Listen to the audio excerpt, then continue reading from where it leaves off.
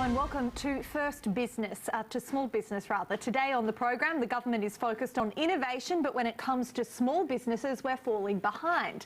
Plus, a new partnership sees our small grocers put on a level playing field with the supermarket giants. But first, let's take a look at the top 5 business trends predicted for 2016 with Brand Store Managing Director Jacki Mitchell. Jacki, thanks so much for joining us. Really do appreciate it. Now, I can see right at the top of the list is workplace flexibility. What does this mean? Is it more than just working from home sometimes? Hello, Kate. Yes, it certainly is, and it's going to be a huge trend, mainly driven by the millennials, or Gen Z as they're known, that are now coming into the workplace. They're sort of 20 and under. And also the Gen Y's really kicked it off, I suppose. There's terms like telecommuting, working remotely, satellite offices. They're all sort of meaning that we need to be a lot more flexible, or the employers need to think about offering flexibility to their employees, because those that don't might end up missing out on retaining and gaining some great staff. So it means, you know, working from home, working from the car, all sorts of different flexibilities, but also the way that work is driven, not 9 to 5, Monday to Friday, turning up into the office, and it's all about the hours that you're keeping. It should be about outputs, output-driven and outcomes. So a lot of smart businesses now are saying to staff, look, these are the tasks we want you to do. This is the deadline. This is the outcome. Off you go.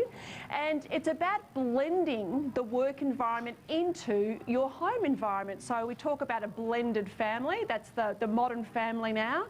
And that is translating into the workplace. So it's not about work-life balance. It's about blending. It's all part of you. You don't have to separate them anymore. So that's going to be a huge trend, and that's why that's number 1 for 2016. Number 2 is mentors. So I think a lot more business owners, particularly small business owners, will start engaging some mentors. A lot of successful ones use business coaches and mentors. The business coach will help train you in your business, where the mentor is a bit more advisory role, and they will lead by example. So I think there'll be a lot more mentors entering the workplace, and also a lot more small business owners will be utilising the experience, expertise of these mentors, and I think that's a really positive trend, and I'd encourage any small business owner particularly to give that clear consideration. And Jacki, I can see number 3 is an increase in entrepreneurs. Is this riding on the back of the announcements and the speeches we've seen from the Prime Minister Malcolm Turnbull regarding innovation? It seems to be where the government's focus is. Yes, certainly, Kate, it is. But I'm going to get on my political soapbox. I don't do it very often, so please allow me to do this. A lot of those innovation programs are targeted to the Gen Y and Gen Zs, where what a lot of the research is demonstrating that the rise in entrepreneurs are over 55.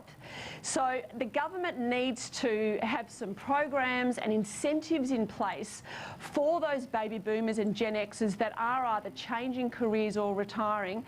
Some research that was conducted end of last year showed Australia was leading the way in over 55 entrepreneurs. So the government needs to encourage them, and they're not doing that well enough right now. But saying that, the millennials, I should say, the Gen Zs, are really very entrepreneurial, and I predict there'll be a rise in the increase of small business owners.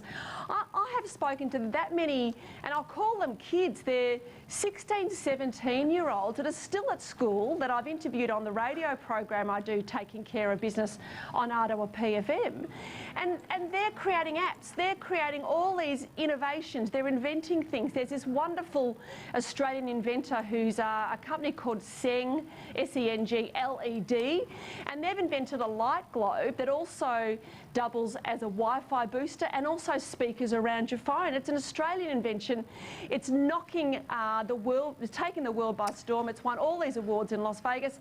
It's a very exciting time to be entrepreneurs. Jacki, just very quickly, because we're running out of time, the Sure. final 2, the shift from building assets to building relationships, first of all. Yeah. Well, that's a really easy one. You look at companies, one of the biggest media companies in the world, Facebook, they don't create their own content. Airbnb don't own any hotels. Uber don't own any transport. It's all about connecting customers and having relationships with them. So that's going to be the future for successful businesses, no question about that. The other thing too is that our attention span is getting almost the same as a goldfish. It's getting very small. So visual will be very important. Video, photos, less words, more pictures. All right, Jacki Mitchell from Brandstorm, thanks so much for joining us. Really do appreciate it. My pleasure, thank you. Well, a whopping